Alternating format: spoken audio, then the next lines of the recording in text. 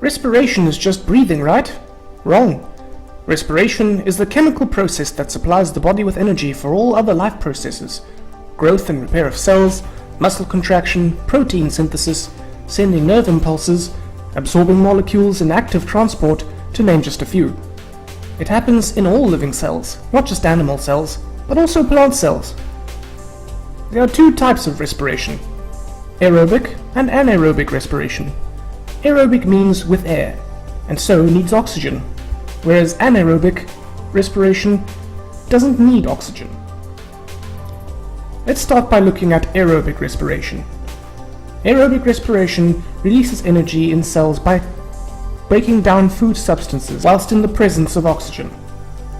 It is represented by this simplified equation. But don't forget the energy which is released. Glucose is broken down by oxygen to release the byproducts of carbon dioxide and water. Energy is released, which is then used to make a special energy molecule called ATP. ATP is how energy is stored for later use by the body. Aerobic respiration happens all the time in all cells, usually in the mitochondria. Animals get the oxygen needed from the air through their ventilation systems. Plants get their oxygen from the air through the stomata. Do you remember how photosynthesis works? Compare these two equations. You can hopefully see that aerobic respiration works in the opposite way to photosynthesis.